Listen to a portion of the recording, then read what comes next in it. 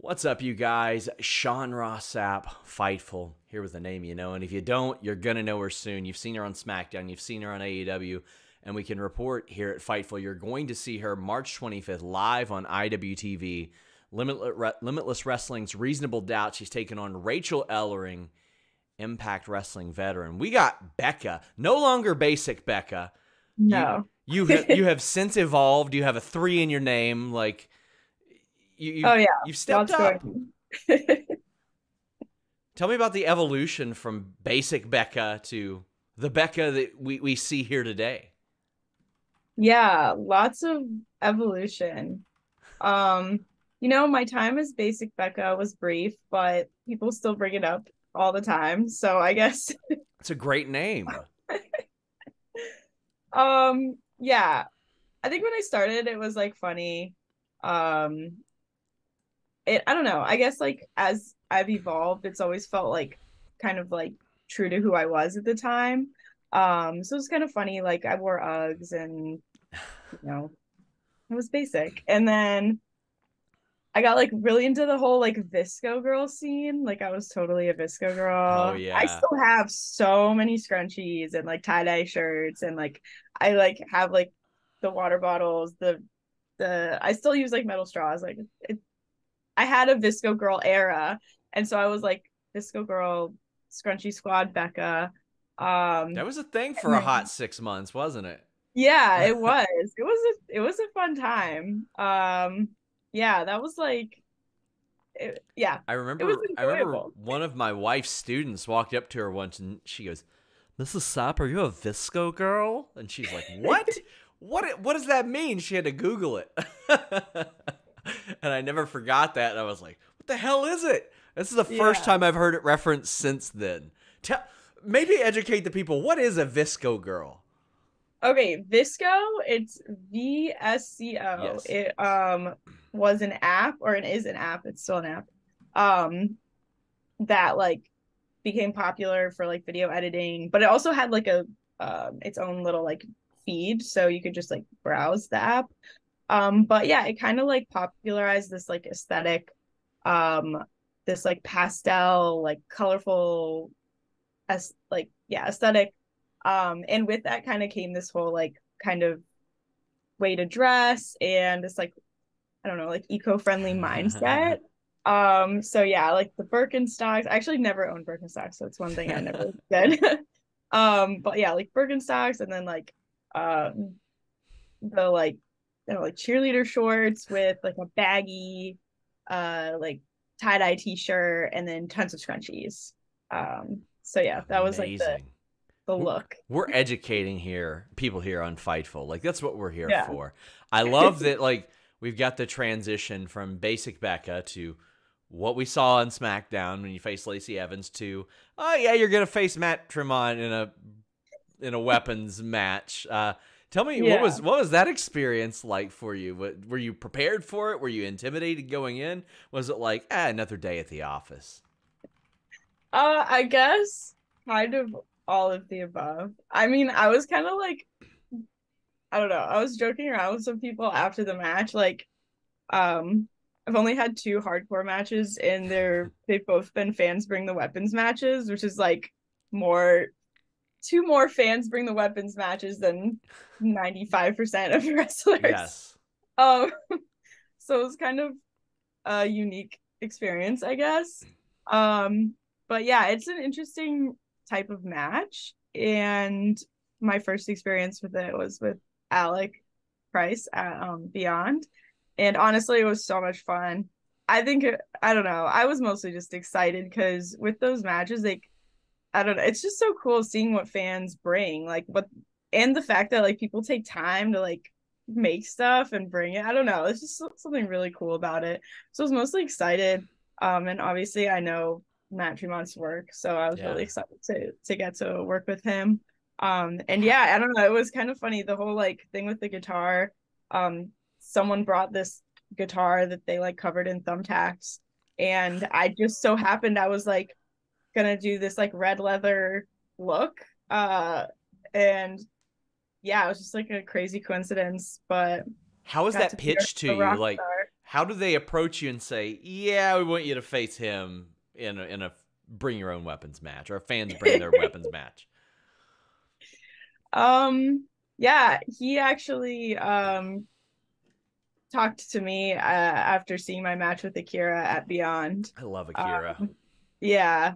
So Matt saw that and was like, "Yo, do you wanna fight me?" And I was like, "Absolutely." Yes. So like again, but you won that match, by the way. You won it, which is incredible. But you've been a little bit of everywhere of late. You popped up in MLW. How did that come about? Are you looking to do more stuff with them, or was it sort of just a one-time thing for the time being? No, I'm definitely looking to go back to MLW. I had a great experience there. Um, yeah, definitely. I think I I don't know if it was like supposed to be a one-off thing or not, but I'm hoping that I'll get to go back because yeah, I had a great time and it's really cool. They're like bringing in a lot of women right now. I saw like Billy Starks has been there, Trisha Dora has been there, Delmy obviously, Yeah, Russell. signed there. Yeah, just signed there, and so it's cool to see like a lot of women who are on the indies right now appearing there. So I hope to be back. Another woman who's sort of making her way back through the Indies after leaving NXT, Notorious Mimi. Now, of late, I know you've beaten her. She's beaten you. Yeah. You all teamed a couple years ago as well, so you guys have already experienced like this broad array of things against each other, and it seems like you all are meeting each other at a very unique time in your careers where people are going to look back and be like, man, they did some incredible work together long before. What has that been like? It's been great. I have really enjoyed working with Mimi. I feel like we mesh really well in the ring and outside of the ring too. Just like a really lovely person. So yeah, it's been great. I know we only encountered each other, you know, a few times before she went to NXT in that tag, which is kind of funny. But yeah, we've been seeing each other a lot lately and hopefully more in the future. So yeah, I think we're owed oh, what do you call it? Rubber match. Rubber match. Hell yeah. Hell yeah. I had mentioned that the WWE appearance that was, that obviously exposes you to a whole lot of people. How did that come about? And please walk me through that experience because I'm always fascinated by these because sometimes you'll go there, you'll get a lot of great, incredible feedback. Sometimes they'll be like, thanks, see you later. But I mean, this one was, you had a different name. You're in there working on the biggest wrestling show in the world at the point. Like I'm so fascinated to find out about all of this. Yeah, it was really exciting. Um, yeah, I was brought in just same as how I was to work when I did this segment on Raw, just to do extra work and got the opportunity to work with Lacey Evans, which was really cool. And yeah, I don't know, it was just kind of a whirlwind. Yeah, it was exciting. And then everyone was really great. I got some great feedback and just being a part of it was a really incredible experience. I've never wrestled like live on TV before, so that was like my first live TV experience. How did you feel that you did there? Like if you were I assessing think, your own yeah, performance. I think it was fun. Yeah, I feel like a lot of the feedback I saw, just like even on the internet, like people really liked the kind of contrast in aesthetic between me Yeah. and Lacey, which I think was fun just visually even in the match. So it seemed like people enjoyed watching it and that's what I care about, honestly. You So said she complimented your look backstage, yeah? How yeah, what was that? she said a few things. Because I mean, the character that we see on screen does not hand out compliments ever. I don't know if it was meant to be a compliment, really. Okay, okay, that's fair. That is fair. The name, who gave you the name? Did you even know the name when you went out? Not in its entirety like that. Okay. No, I didn't. So let's Because go. because Carmen Harris. there are lots of people that I talk to. They're like, I had no idea what they were gonna call me. I was just like, let me get this rep in. Let me do my job. Let me do the thing. But I mean, people have seen you on AEW multiple times as well, and I mean, I know that that's AEW brings in unsigned talent far more often than WWE does. But you've had again this over a good amount of time, like a little over a year between some of your appearances.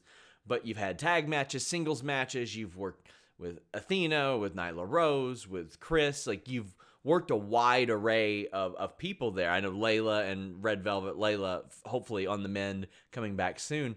How have those experiences been for you? Did you get any feedback either in AEW or in WWE about how you did?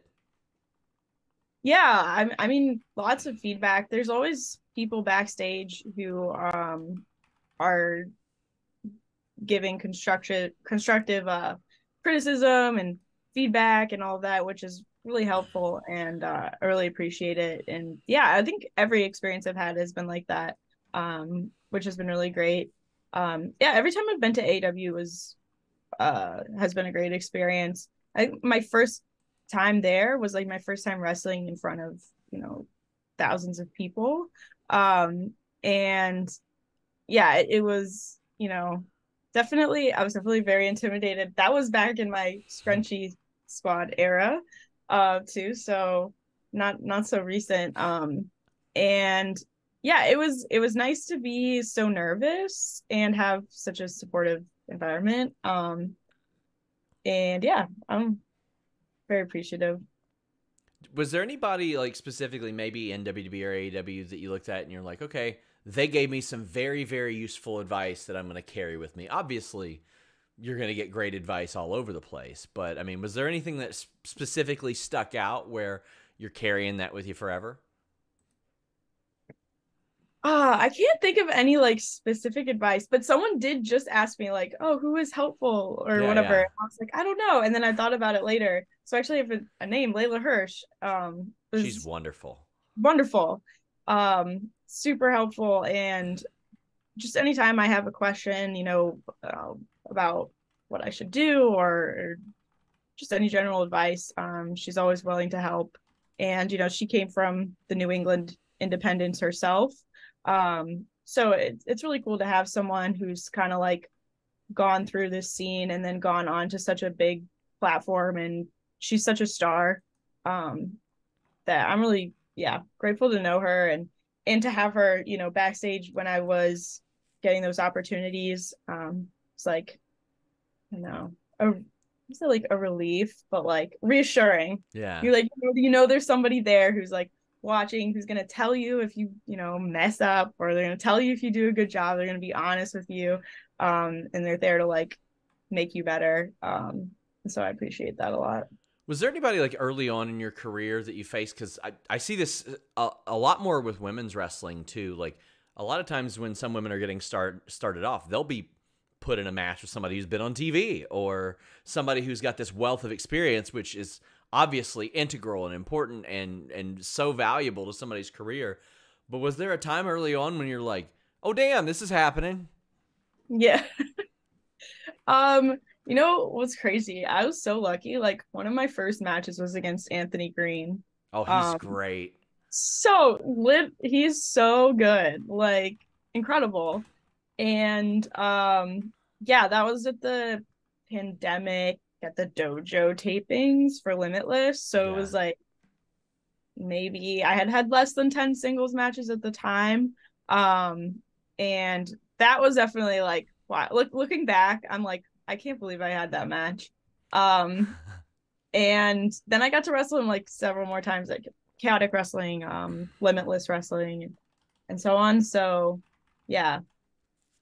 He's in his 20s, and I could see a wrestling company being like, yeah, we want you to come in and be an agent for us too. Like I could fully see that. He's got a very, very brilliant, smart mind as far as wrestling and psychology, and he can do like everything. He can do a little bit of every style, like serious comedy, like ground based, high flying. He's very versatile as a performer. So I'm glad to hear you say that.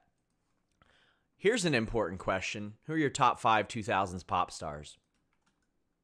Whoa. I know it's super That super relevant. It's topical. The segue, the transition was amazing. Yeah, I mean, I mean, you got to say Britney.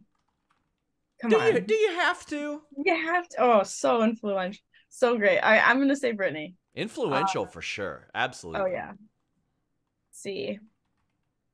Britney. I'm going to say Beyonce. Oh, Another influential one.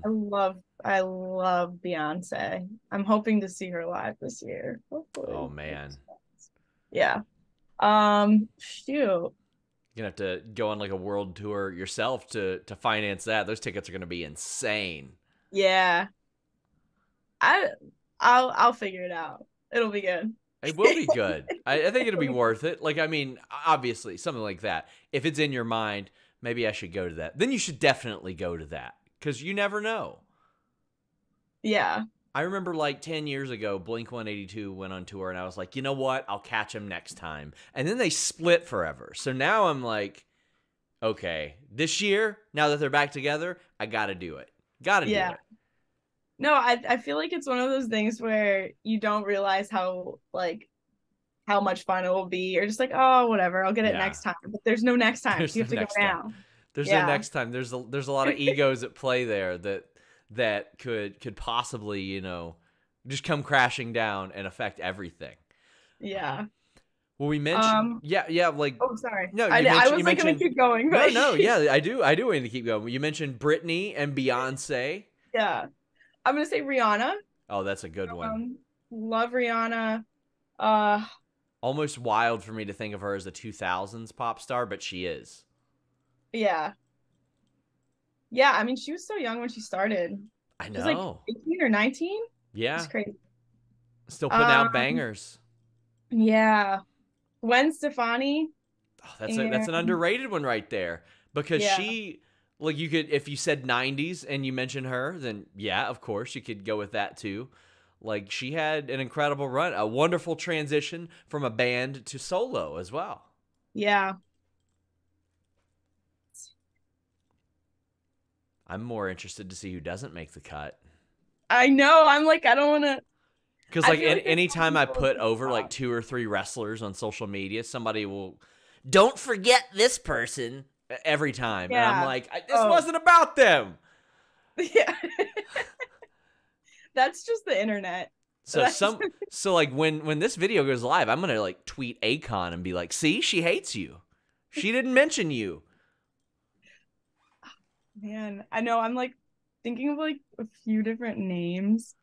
Uh, Somebody's getting snubbed. man. You got the whole cast of the Lady Marmalade video that even haven't even hit yet. Somebody's gonna be mad. Okay, maybe this is like controversial. Maybe Ciara. That's not controversial. No? I Okay. think so. I think her contributions are greatly understated, and like maybe Yeah. she didn't get as much publicity as everybody else, but I mean, like, she had some slappers too. Yeah. Oh She had yeah. some good ones. You know what? I'm satisfied with that one. I think that's a good one. Yeah, I'm pretty satisfied by that list. I don't think that's too controversial or anything. We mentioned, though, back to wrestling, as much as I enjoyed that. Rachel Ellering, Limitless Wrestling, Reasonable Doubt, March 25th. What are you looking forward to? Have you been in the ring with Rachel before? Oh, I haven't. a No, first I have. time. Yeah, first time, and she's someone that I watched like when I was training, so a lot. Like I watched her a lot when I was like before I even started on shows. So I'm pretty excited. It's like dream match. Now, when you see Rachel Ellering, she's back obviously on the independent scene. She had been an Impact for a while too. Like, is that something where you'll pick somebody's brain about maybe even wrestling on TV, or is it one of those things where you're sort of learning as you're in the ring? Because Limitless obviously has a different televised presence than most companies, and they handle their production a different way. Yeah, that's a great question. I think it's kind of both because I think I mean as much as you like can ask someone questions and get answers. It's not quite the same as like really being in the ring with them in that scenario. Um, and yeah, so I think it's kind of both, but I'm hoping definitely to pick her brain because yeah, so much experience. A reminder, guys, Limitless Wrestling Reasonable Doubt, March 25th on IWTV. You'll be able to see that one. Had you ever, during your career, made it to a booking and been like, shit, I don't have a scrunchie? I don't think maybe I don't have a scrunchie that matches my gear Okay. that I brought. Yeah, but I've always had a scrunchie. I have so many of them, and they're everywhere in my house, in my car, in my gear bag. Um, yeah, it's more hair ties that I Yeah. like forget. Oh, Yeah. for like maybe 2 years, I grew out my hair and I had long hair. I would say for probably about a year before I donated it, Oh and wow. never wanted long hair, didn't want to keep it. I was doing it just to donate it. I'm still finding, like in my travel bags or my luggage, hair ties from back then that have just made their way. Or like when we're moving from house to house, I find like 6 of them underneath like the couch or something. And I ain't putting those, I would never put those things back on. Not if they've been under the couch forever. But I mean, like, there's always the reserves. You think you got none, and then all of a sudden you find like 6 or 7. Yeah, that's how it is with the scrunchies. Definitely. I don't miss the hair. I was like, I had never had long hair, so I was rolling it up in windows and stuff, like not knowing what to do. I'd just be driving down the road, and I'm like, this wind is too much, and then I'd be stuck in the window because I never dealt with that before. I didn't have to. I didn't Yeah, live a life with long hair where it's it's a just. pain. It is a pain. It is Yeah, the headaches are horrible. it hurts. It does. Yeah. It hurts a lot. So when that came off, like the Awesome Kong cut it off with a hook knife. I was running around looking like Bailey for like a solid day before I got a real haircut. And I was just like, damn, at least my head's lighter. That's all I needed. I was not used to it. And then I would overcompensate when I tied my hair. So I would tie it way too tight, and that hurt too. Oh yeah. It sucks. Man, this is making me want to shave my head. It's like the only weapon anybody should have brought for the Tremont match would have been hair ties. If he just tied your hair like really tight, it would have Oh been yeah. that's a tap out. He didn't know. He hasn't had the long hair. That's good. For the next my next fans bring the weapons match I that wa- I'm sure someone will book in a few I want to see where people just bring like really really kind weapons. Like instead of thumbtacks, somebody brings you like a handful of gummy bears to shove in somebody's mouth and then kick, or like maybe a nice memory foam pillow or something Yeah. like that. I want to see the audience take your health into consideration. I don't think at well, maybe Limitless might be one of the few places Yeah. people would actually do that for me. I think other places no. They Like somebody they brings a want to see me snuggie bleed. and the other person just tucks you in. Like they're very concerned about the well-being of the people that are putting their lives on the line every single week to entertain them. I'm also Yeah. fascinated. You wrestled Lufisto, who's one of my favorite performers ever, period, and made incredible contributions to wrestling. Like, I'm always interested to find out like what people learn from things like that, and you never know what it is. Sometimes you don't know until months later, even. But what was that experience like for you? It was great working with Lufisto. That was another kind of like dream match of mine. So I was really grateful to have that opportunity. And yeah, I mean, she's awesome. She yeah, she kicks ass. So we kind of just went for it in the ring. I think that was an experience of itself. To just be in there with someone and you're just going, you're just fighting like that. I don't know. That's what the match was for me at least. Yeah. And I really liked it. So yeah, I enjoyed it. I'm also interested, like, as we start off 2023, where do you see yourself at the end of 2023? Oh man. Good question. I feel like a lot has happened already. It's only It what? has. Yeah.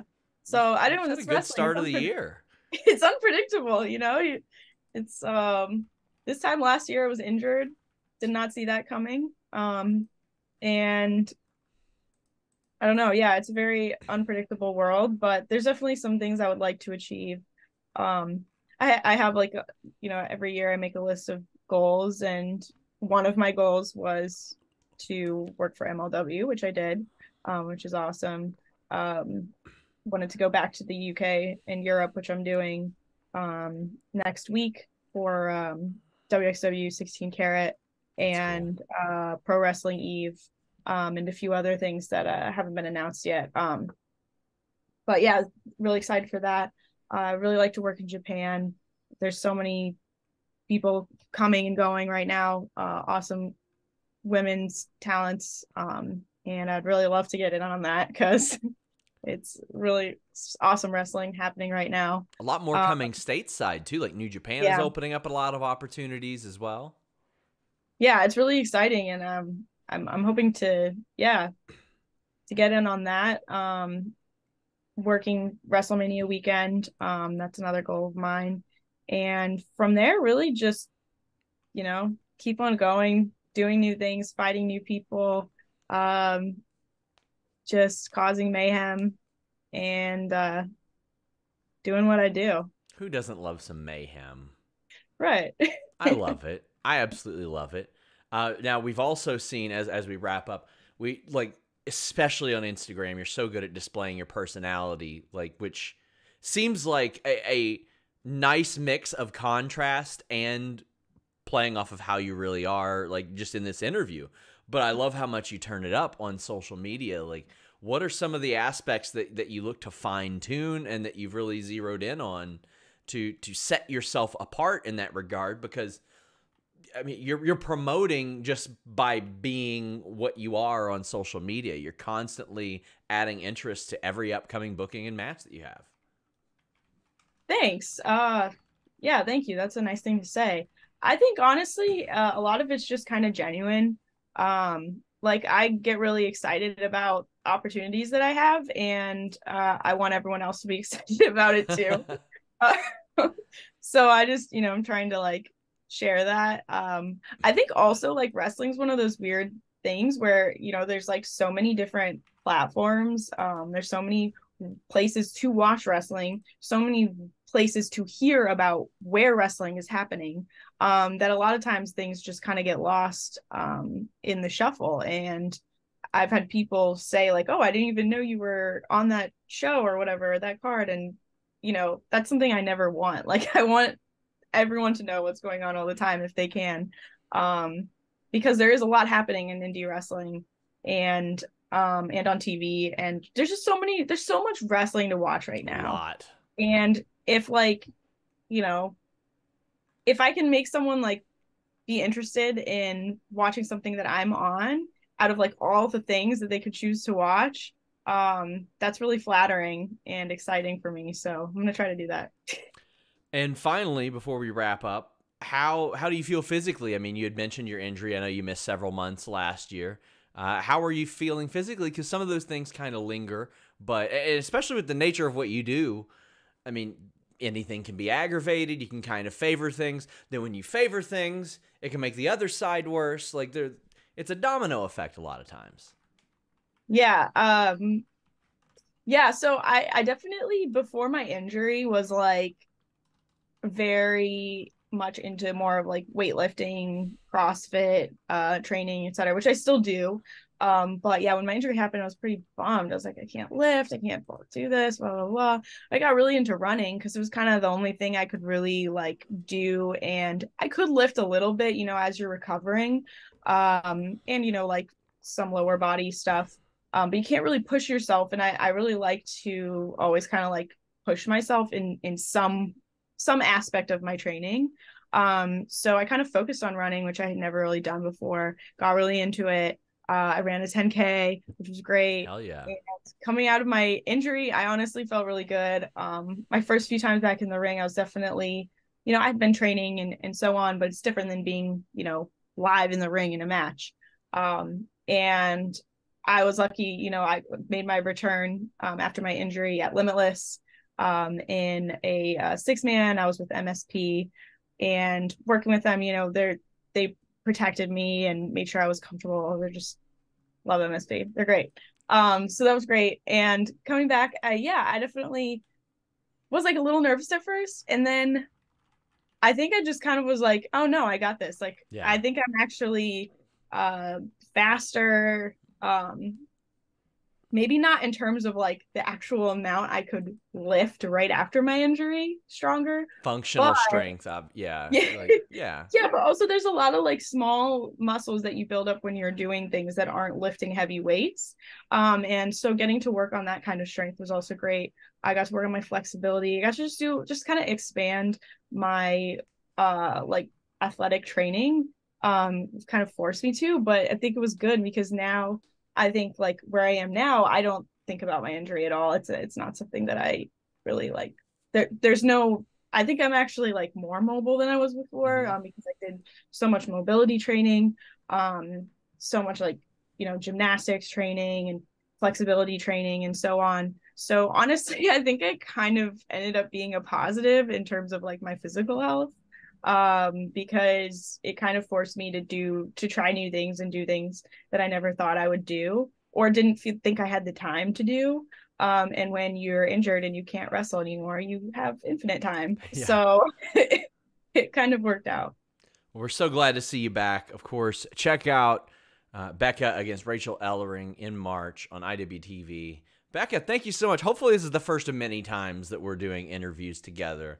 I feel like you're probably not going away anytime soon. So the first of many, I hope. Yes, I hope so too. Thank you so much. Until next time, guys, we're out. NordVPN.com/Fightful makes my browsing experience better. Way better than yours if you don't use it. Why? Because I can block online trackers. I can block annoying pop-up ads and malware. I can browse safely, securely, wherever I am, even if I'm right here on all my devices. This laptop, actually this is a desktop. What am I saying? But this laptop right here, this phone right here, that router over there, the TV over there, all with NordVPN.com/Fightful. You can also save on pay-per-views. Maybe you want to check out AEW without commercials. Maybe you miss the old WWE Network. Maybe you want to buy a big UFC pay-per-view with an overseas service at a much more affordable rate. NordVPN.com/Fightful not only has you covered, but when you get one of their plans, you're effectively going to save yourself money. And I'm going to save you some more. 4 months free on top of that deal and a 30-day money-back guarantee. NordVPN.com/Fightful.